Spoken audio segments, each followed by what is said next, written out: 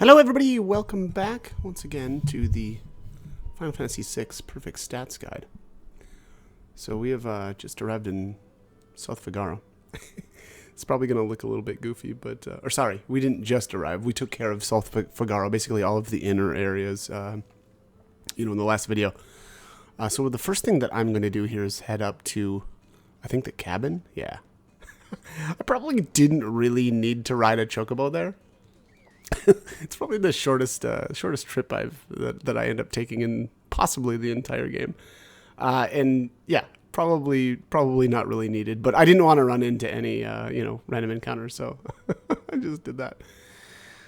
So the first thing that we can do there is interact with the flowers, and then you can interact with the China set, and I think Edgar comments about the tea as well.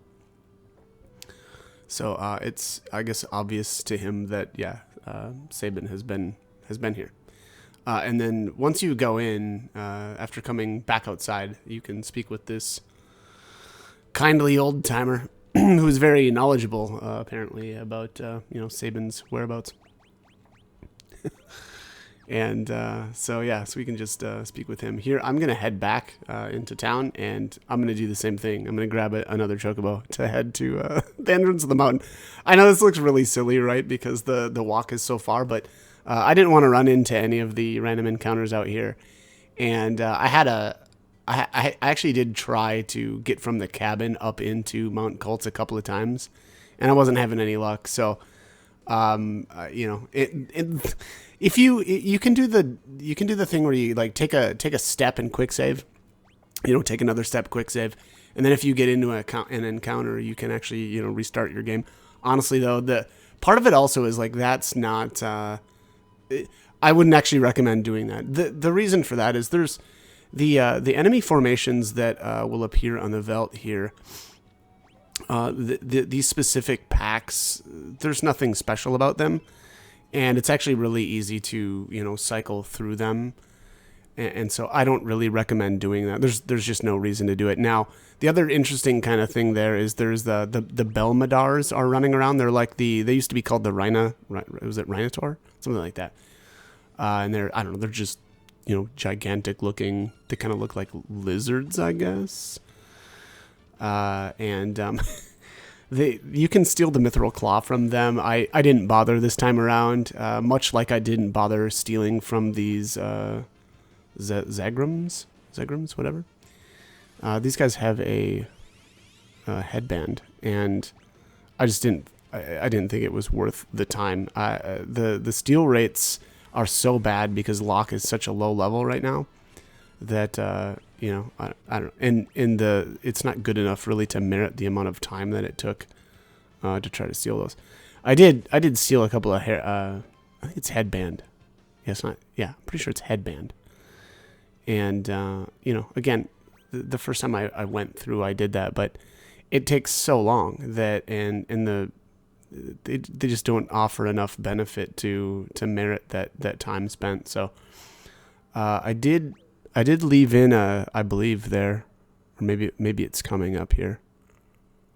I left in one of the battles that I got on the inner areas of Mount Kolts, and I didn't actually want that formation. Again, this stuff, really all of the fights here on Mount Kolts as well, it's not really that important. This is the fight specifically.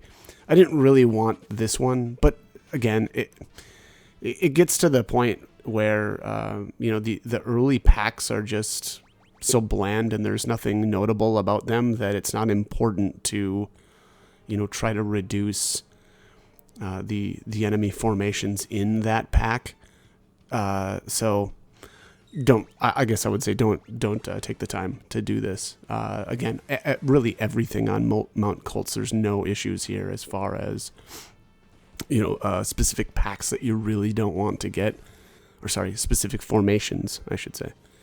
So again, don't waste a whole lot of time on this. I just don't find it to be worthwhile. There's no real, I guess, benefit to reducing these specific formations. So anyways, and honestly, Mount Kolts can be a bit of a bear. This is one of the you know, in subsequent times that I've gone through here, because I think I end up going through here.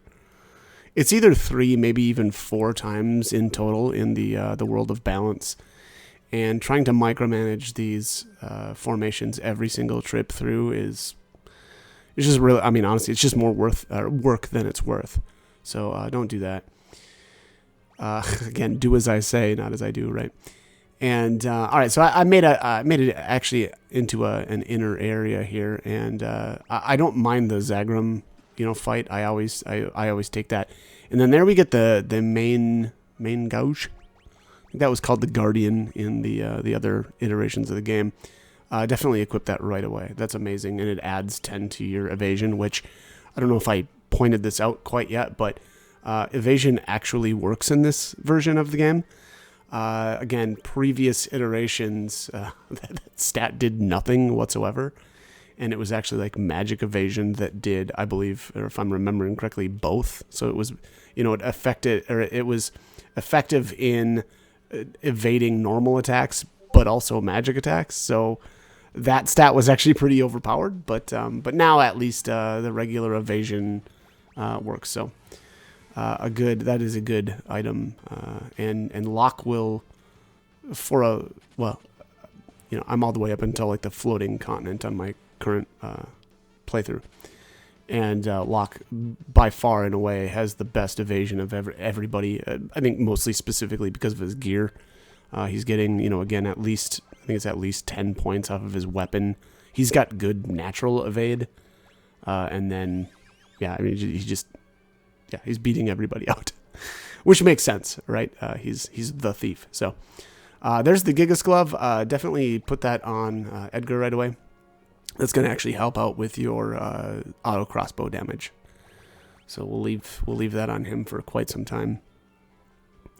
Here again, I did a little bit of manipulation here. I ran into the Gorgias, you know, the double Gorgias formation there a couple of times, and I did reset again. You know, do as I say, not as I do. Don't bother with that.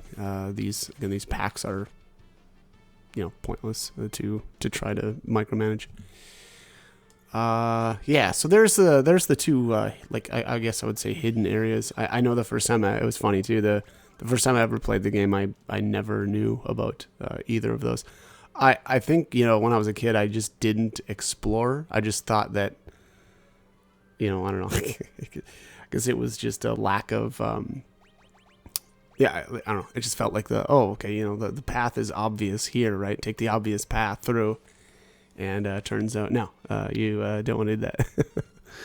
So, you know, live and learn. But all right, anyway, so you know, here I don't know why I used the noise blaster here. Maybe I tried stealing. Yeah, I did. I tried stealing a couple times. I just figured maybe I'll get lucky, right? And no.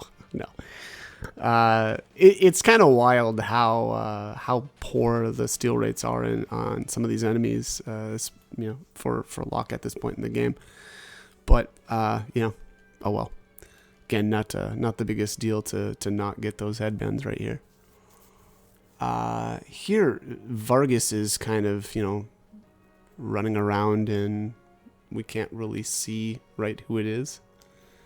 And then obviously the the big reveal comes up here in a bit. Sorry for spoiler alert. But all right, so let's head on out here, and I think this is a tent, if I'm remembering correctly. I guess we have to stand around here though and take a little break. It was really exhausting making it through that little portion of the cave. Yeah, there it is, tent. I actually don't think that there's any random encounters in this tiny little portion, which is nice for us. Jeez, yeah, I was really taking my time here. Probably looking something up. There we are. Back to it. All right. This next, this took me a little while to get done right. Again, you know, there isn't that much reason to bother avoiding, like, again, the Gorgias or double Gorgias fight. I just, no reason to do that. And then the spot right after this cave was really annoying too. Basically in the outside areas, there's a couple of different formations, and I was trying to avoid, honestly, probably all of them, aside from a specific one that I'll actually point that out earlier or later on in the game, or the area. But this spot is really actually really annoying.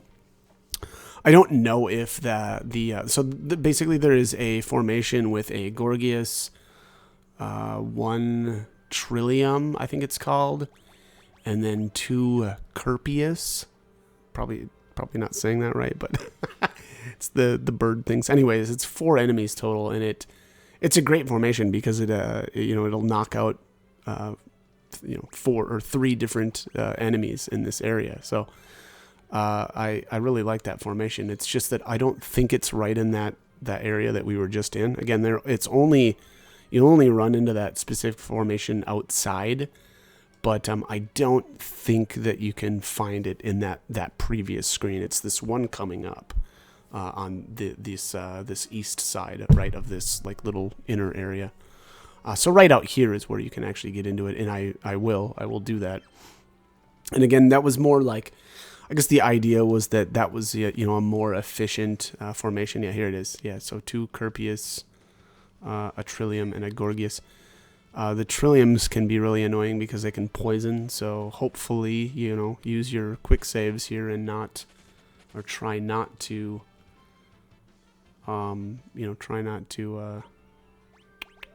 get poisoned. And if you do, I would say probably just reset your game. I mean, maybe you've got some antidotes at this point, but I don't know. I don't find that I would rather just, not use one right here. And there's Vargas. So we will be tracking him down here. Here's that formation again. One of the formations that is really annoying out here is the double. It's excuse me, dude, jeez, 2 Trilliums, and again, I tried to avoid that one. So it can take a little bit of time to get through here. I actually got really lucky this time. I don't know. Probably the luckiest I've ever been in just getting through this specific screen. I think I only got into 2 random encounters the whole time. I think anyway. Yeah, I mean, look at this. This was this is just crazy lucky. I mean, all the way there to Vargas. Save right in front of his face. And then here he does some, martial artist, I don't know, body slam to us here. And then here we accuse him of, essentially hounding us, shadowing us, I guess it was in the initial or the other versions of the game. I think they've changed the dialogue there a little bit to just, following us, I think it was, right?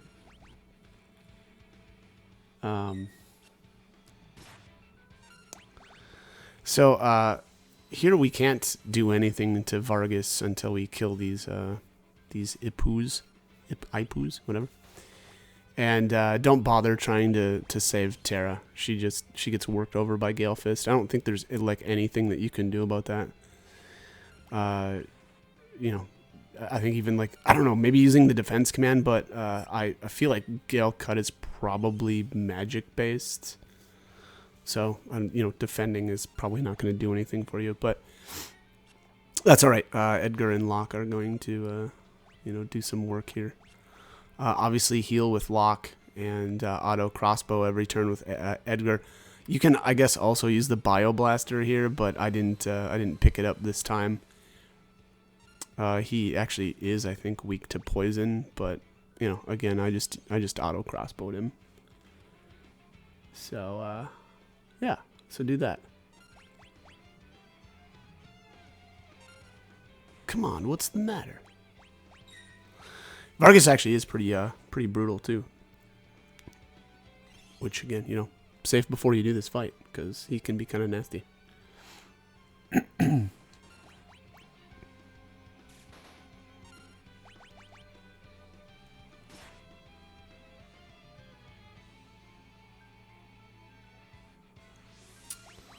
Skill cut again. Yeah, he's just, he's really cranking him out there. And I think... Oh, what did I do? I went for the kill? That's crazy. That was really not smart right there. Although, look at that evasion. Again, great. It's really amazing that that's actually working. Yeah, look at that. I went for the kill. That was really risky.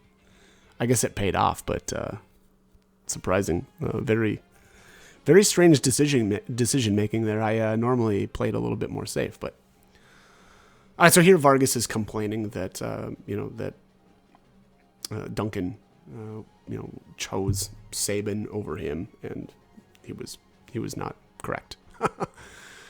The intent, as Sabin says there, was for, you know, Vargas to succeed Duncan, which I just assume, what does that mean? Like, he's going to be the dojo master or something like that? I don't know. But, all right. Anyways, so here he puts a little timer on Sabin here, and really this is just like your tutorial to do blitzes. The kind of goofy thing here is it doesn't really matter what you do on your first turn. I think you could just you could just use your regular attack as well. Oh, here I guess I equipped the buckler. That's kind of funny. Yeah, I guess that makes sense. For a while there, I actually didn't realize that you could equip in battle. I thought that they had changed it so that you couldn't do that. They did change the menu a little bit, right? Where you can't just like go to your items and then you know click up. I mean, you can click up just to see what you've got, but you actually have to hit the Y button. I guess, well, I'm playing on a controller, right? To actually swap out your equipment in battle. But for a while there, I was worried that they changed it so that you couldn't do that.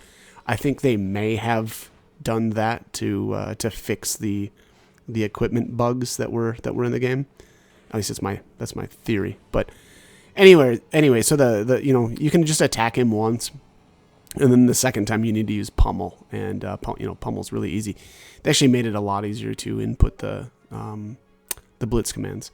If you mess up, you can actually just back out and go back in. So that's kind of nice. Brother, you're his twin brother. Actually, you know what?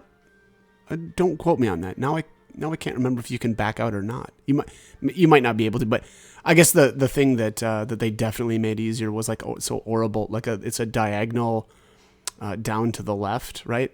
And you can actually just choose either. So like if you want to use Aurabolt, you can press down, down, and then left, and then press A, or you can do down, right, or sorry, down, left, left, and then press A to do that. So that's a kind of a cool change, right? It makes things a little bit easier. Instead of doing the fireball, you know, motion, which I don't know, I kind of liked that though. To be honest, it reminded me of, you know, playing Street Fighter, which I, you know, played a ton of that back in the day. So,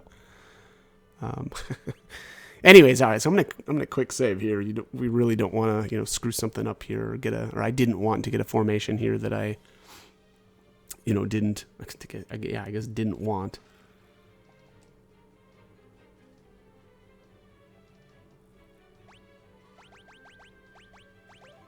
All right. Okay, yeah, so we made it all the way out.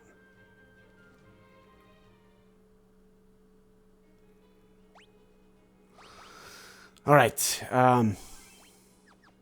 Boom.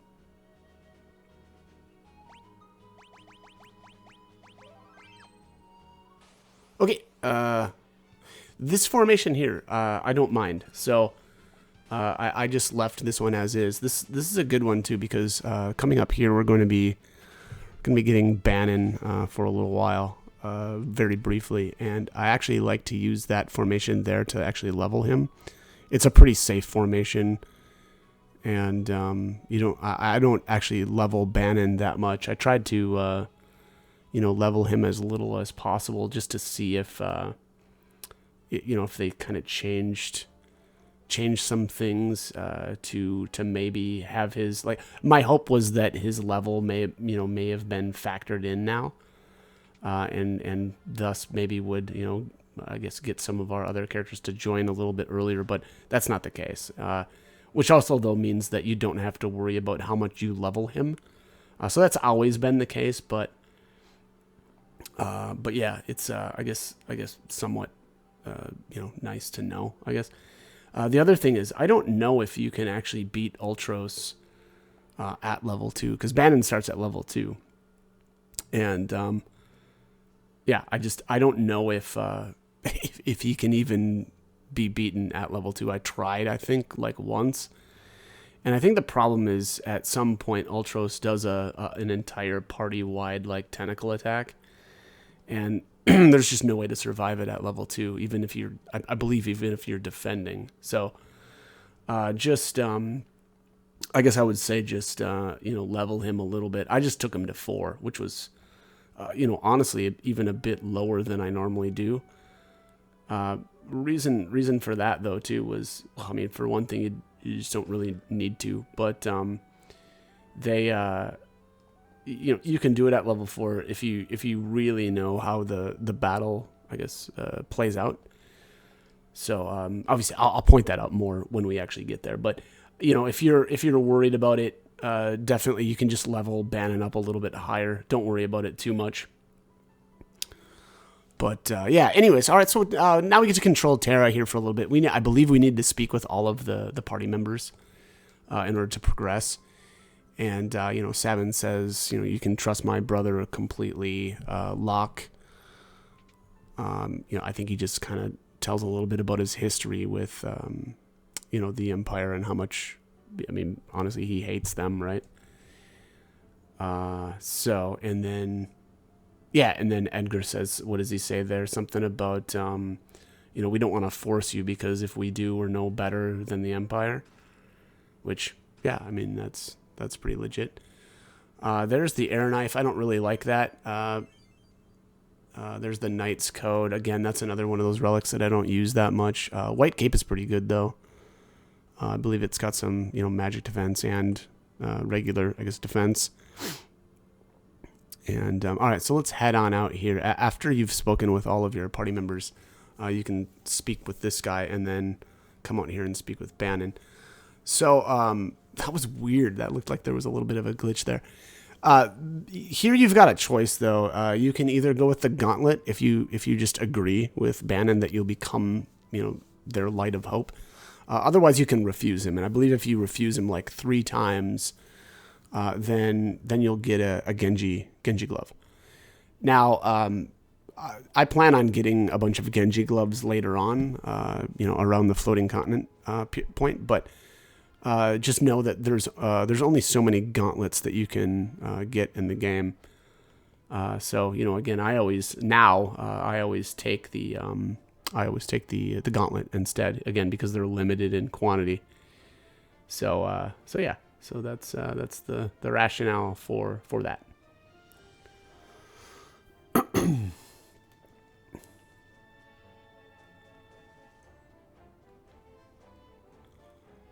Okay.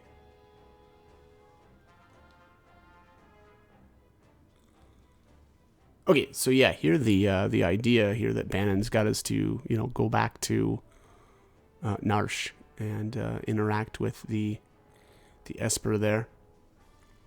So yeah, I mean, essentially Bannon is asking Terra to help them to prevent. The idea is that because if they don't, there could be another war of the Magi, right? That was I guess the war between humans and Espers. And we don't want to repeat that tragedy.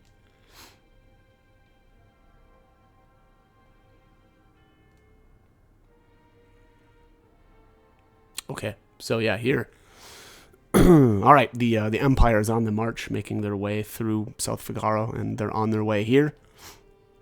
And here I guess they decide that, right, Locke is going to stay and slow them down, which is actually a pretty cool mission. I guess I never really thought about it. I like the warning there that he's got too. He's got to watch out for Edgar because he'll swoop in like a hawk. Okay, yeah, and Bannon. I guess I should say the other 4. The plan that doesn't stay a plan for very long, but the plan is to go down the river and head to Narshe. So yeah, all right. So we're gonna better understand your abilities. Let's make for Narshe. Let's do that.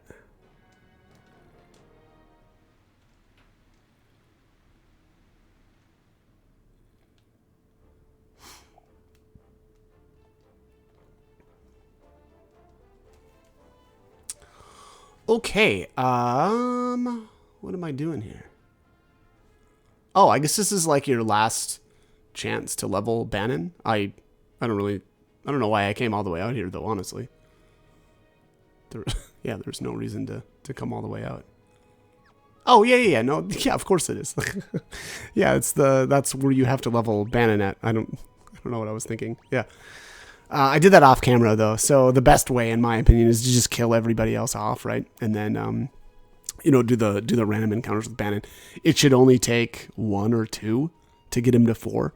Again, I didn't bother going any farther than that. You can if you really want to, but I just didn't really. I don't think it's really needed, right? It's not necessary to go. I think the first time I played, when I after having not played for a few years. I took Bannon all the way up to like 8 or something like that, and it's just overkill. You don't need to go that high. So, again, even I don't think that you can do it at level 2. I would be interested to see if there was a way to do it. But again, even I think with defending at the right times, I don't think that he can survive a tentacle from Ultros. So. Just play it a little bit safe. And again, the Bannon's level is never factored into the rest of your parties. The one thing that I think, the way it works anyway, is that if you look at Bannon, you can't unequip him either.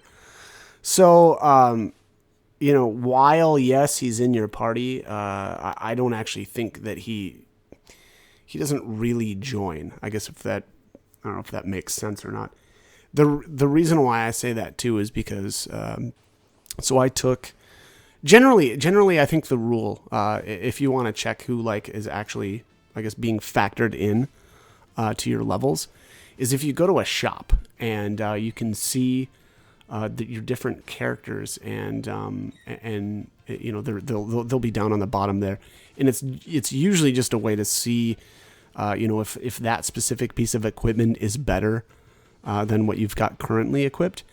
And if the character doesn't show up there in that screen, then that character is not being factored in. So what I did was there's a scenario split. By the way, take the I think the fastest way is to just go straight at this fork. All of these lead to the same place, so it doesn't really matter. But I think it's a little bit faster. But anyways, so like I was saying, so what I did there was there's a split coming up here where. You get to choose. It's either Terra's scenario, Locke's, or Sabin's. And what I did was, instead of doing Terra's first like I normally do, I went over and picked Sabin. And the reason for that is right at the beginning of Sabin's scenario, you can go in and interact with a merchant, and he sells plumed hats. And when I looked at the menu there, I could not see Bannon, right? So I take that to mean that is why Bannon is not being factored in, because if he was factored in, I actually think that our level average with Bannon at level 4, I think our average party level actually is 4. But again, unfortunately, because his level is not factored in, then that means that our average party level is actually 5. And so, the next people that join will either be, I guess it depends on which, scenario you do, but it's going to be Shadow or Celeste. And both of those two will join at 5. So, again, do not worry about Bannon. Again, there's no issue with leveling him.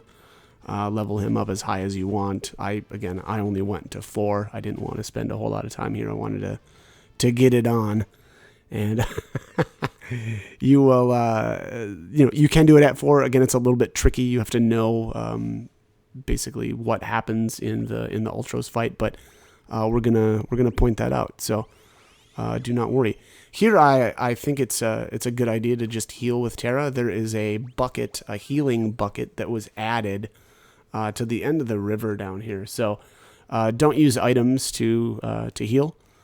Just heal with Terra's magic, and then we will use that recovery bucket, and that bucket will restore her MP as well as everybody else's HP as well. So, and that'll get you prepared for the Ultros fight. So, Bannon is blinded, which doesn't matter. There's, he's not going to do anything but heal, or I guess it's called pray, right? And I like that his class is the Oracle. I don't know if that was always the case, but here we want to go left. I believe if you select up, that is the loop, and you'll literally just do circles here on the river. It's kind of funny too, because the first couple of times I played the game, I remember actually doing that and just looping and having, I think I had a turbo controller, on my Super Nintendo at the time. And you could just keep doing loops and get basically free experience, right? You could set it up so that your command, you could change where your commands were at in the menu, and so you would put pray all the way on the top, and then you'd put tools at the top as well, and then that way your turbo controller would just automatically select those. So there was the bucket, like I was saying earlier there, to restore our health. And here I'm saving.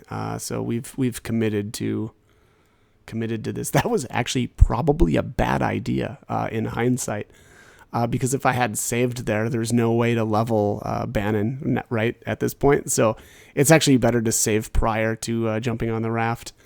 The quick save, that doesn't matter, because we can always. Well, I guess with a backup save we could always go back. But yeah, that was kind of silly. Also, I completely forgot to point this out. Don't worry about micromanaging your river encounters here. Again, there's no reason to do it. Nothing here affects any packs that actually matter. I tried to tweak things a little bit because I didn't want to get the double. It was like a double lesser Lapros fight, but there's no way to avoid that. It seemed to me anyway. When we pick the Terra scenario, the first fight is, again, for me anyway, was always that fight. Now, maybe I was just getting extremely unlucky. I'm not sure. But it always seemed like there was I think it was 2 lesser Lapros fights back to back. And again, I reset my game a bunch of times. It's possible that I just didn't try it enough. But again, I don't really find that useful. You're going to spend a bunch of extra time there. I'm sorry. I missed one thing here. That basically, I think the first person that Ultros attacks individually is Terra. He prompts something like, this one looks like a delicious morsel or something like that, and he'll just tentacle her. And then he picks Sabin next, or Sabin. Now, it doesn't really matter. He can take a full, as long as everybody's in the back row. Sabin can take a full hit from that without defending and survive. So no issues there. Just keep using Aura Bolt back to back. Edgar should be auto crossbowing again back to back. Here is that tentacle there. That was so that was 63 damage onto Bannon. But it didn't look like he was defending. So maybe it's possible for him to survive that. Unless I miss it. Actually, let me just take a look here. I want to make sure. Yeah, so Bannon was not defending. So I guess it might be possible for Bannon to survive that specific, that group-wide tentacle if you're defending and you're still level 2. Again, maybe. There's just no reason to do that. You don't. Again, Bannon's level is not factored into anything. Here, though, you really have to be defending here. So that's a specific tentacle. I don't know how much that tentacle does if you're not using the defend command, but basically the way that it works out is you need to be defending with Terra right away because she can't survive a single target tentacle. There, look at Sabin jumping in front of Terra there. What a baller. That's a good idea, too, to have him with the Night Code on. He's got the most, HP of everybody. And, saves her from getting knocked out there. That was actually a really good setup. Edgar can take a full tentacle just like Sabin can, undefended. Single target tentacle, that is. Obviously, the multi-target tentacle there, it does a lot less damage. But yeah, that was awesome too. He had he kind of went away, right, or dove, and there's something goofy with the way that magic works in this game, where oftentimes your character will still try to use their ability or spell after the enemy has either died or, like in this case, disappeared. That I don't remember that being the case with prior iterations of the game, but weird. But yeah. Anyway, so the attack order obviously is Terra. So again, defend with her for the first couple of turns until she's taken that single target tentacle, and then Ultros will go after Sabin second, which. No problem there. He can take a tentacle, a single target tentacle without defending. And then next is Bannon. So, it may take you a couple of tries, to get this perfectly right. And if you notice there at one point, I did screw up a blitz, which is always comical because it's so much easier to put them in this version of the game. So that was kind of cute. But I left that in because, why wouldn't I want to embarrass myself like that? But yeah, anyways, here, so, again, it's actually a pretty easy battle if you know the pace and how it pans out, I guess. Also, it might be a better idea to put the Hermes sandals on Sabin. No, yeah, I don't know, maybe. I guess I don't know. I don't know that it matters that much. The only reason why I say this is because I think Sabin actually is doing more damage with the Aura Bolt, so... him having turns more often may end the fight a little bit faster. But that is going to be it for this one. We're going to pick it up in the next video, and we will do Terra's scenario first.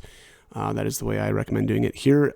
This is odd that Mog is level 10. I guess something to keep in mind. I don't know. Maybe not. Maybe it doesn't matter. But interesting nonetheless. So that is all I've got for this one. As always, I hope the guide was helpful, and hope you join me for more videos. Thanks for watching.